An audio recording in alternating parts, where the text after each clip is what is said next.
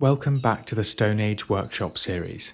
In this episode, I will make a full set of lightweight, breathable buckskin clothes and a pair of shoes sewn together using deer sinew in preparation for my attempt to cross the Irish Sea in a DIY Stone Age boat. I'll be making the clothes and shoes from the deer and sheepskins that I tanned using fat, smoke and tree bark in the last episode. The aim is to create a simple, practical outfit, warm and hard-wearing enough to get me through the winter, yet light and adaptable for summer weather and potentially harsh conditions out at sea. Animal sinew has been used as thread for thousands of years. It's incredibly strong, it shrinks as it dries, and it sticks to itself, making tight and durable stitches. The Achilles tendon of deer produces strong fibres, but they are quite short. Backstrap sinew that I have here is better for sewing because it has nice long fibres. To prepare the sinew, simply remove any fat and meat and leave it out to dry before separating the sinew into strands.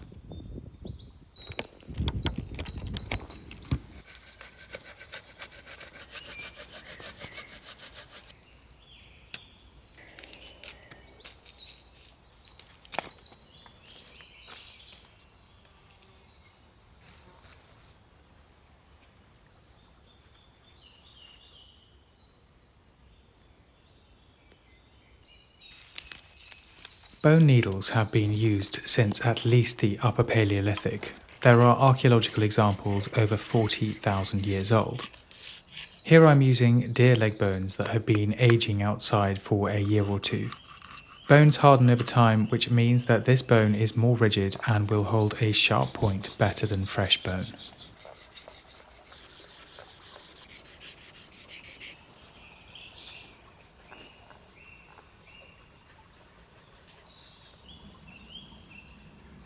The first stab at the sewing kit is complete, so I've got this awl/fid. It'll be used for piercing material and then passing cordage through this channel. Nice long needle here for plenty of grip. Curved one so you can get close to a hard or flat surface. This really sharp one, which is just for piercing, and then nice little short chunky one there, which will do some heavy duty sort of fine work.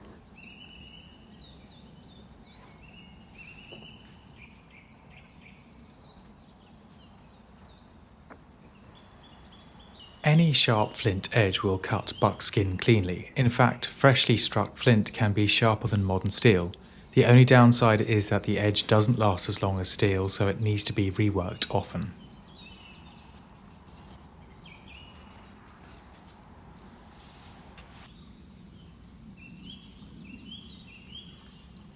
A needle might seem essential for sewing, however it is possible to sew effectively without a needle. Long before the first bone needles appeared, people stitched hides together using nothing more than a sharp tool and patience. A flint blade, a bone awl, or even a pointed stick is enough to punch holes through leather, and sinew or other threads could be worked through by hand. Needles, however, do produce faster and finer stitches. Cutting and sewing entirely with Stone Age tools is absolutely possible, however it takes around 5 times longer than steel tools. For the rest of this episode, I'll switch to simple steel tools to speed things up. The methods remain exactly the same, and the end result will be very similar to what our ancestors could have achieved with flint and bone tools. There are many ways to make prehistoric trousers, however, based on archaeological finds and examples from indigenous clothing, leggings with a separate breechcloth held up by a belt seem to have been a very old and widespread design. Otzi the Iceman wore something similar over 5,000 years ago in the Alps. The advantage of leggings and a belt is flexibility. Individual parts can be repaired or replaced easily. They will not wear out in the crotch, and there is no need to remove them when nature calls. The downside is less predictable coverage. Since I'll be climbing in and out of a boat on camera, I'll be joining the legs at the crotch, which should be less likely to produce any unwanted surprises, but may mean I need to make more crotch repairs. The first known trousers joined at the crotch are over 3,000 years old and were found in Western China.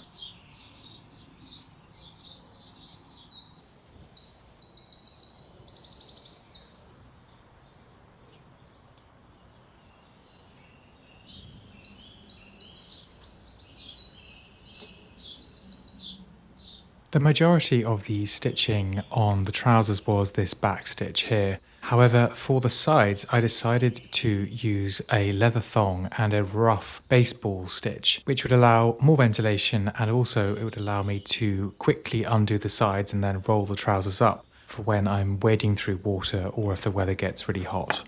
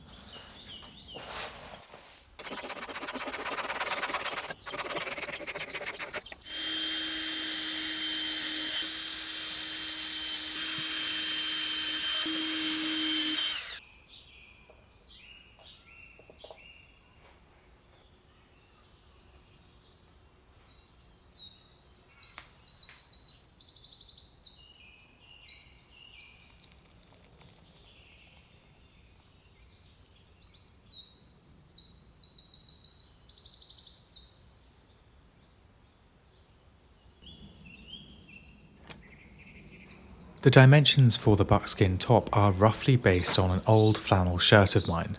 I cut it larger to allow for some extra air circulation in warm weather and enough room for another layer underneath in cold weather.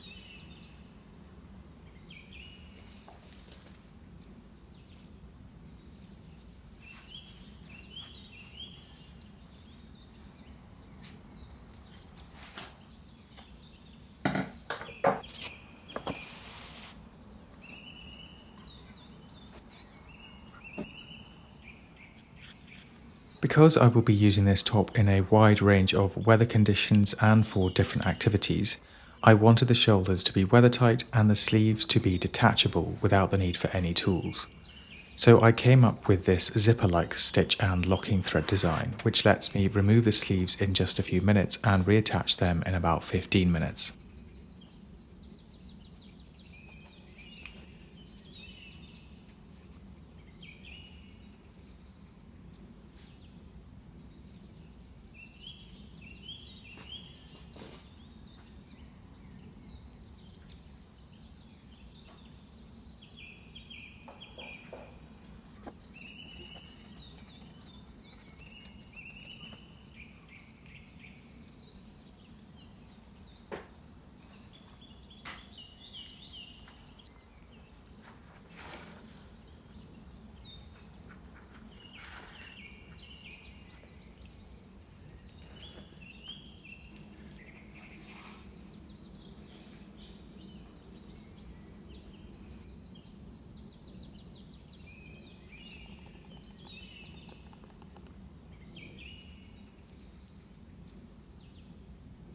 The earliest known shoes date back around 10,000 years and were woven from sagebrush bark in Oregon. The oldest leather shoes were found in Armenia and date back around 5,500 years. They were made from a single piece of leather fastened along the top of the foot. Leather footwear almost certainly existed long before this, but it rarely survives in the archaeological record. I decided to use this pair of old deck shoes as the base pattern for a pair of ankle-high moccasin-style shoes, the design for which has remained relatively unchanged for thousands of years.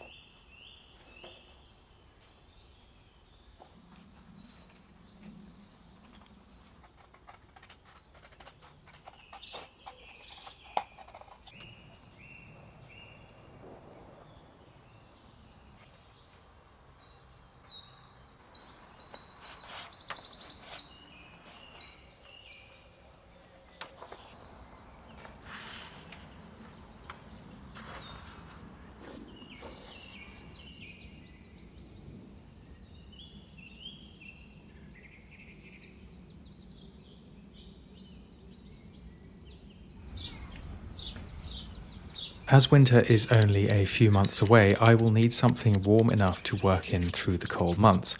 I decided to try and use the 2 sheepskins that I tanned in the last episode to make a poncho that also converts quickly and easily into a sleeping mat.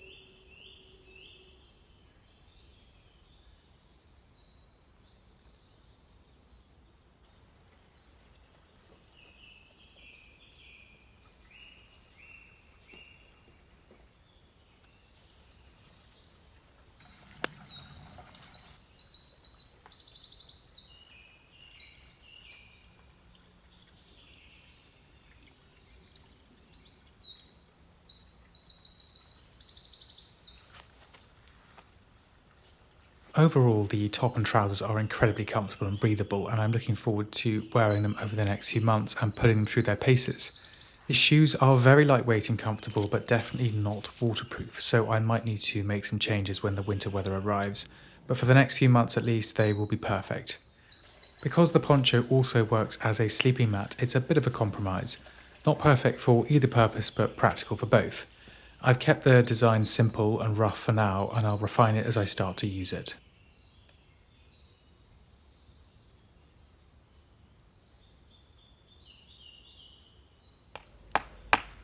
In the next episode, I will make a Stone Age axe from scratch using Welsh stone sourced from an ancient axe factory. I'll then use it to gather wood for the winter shelter.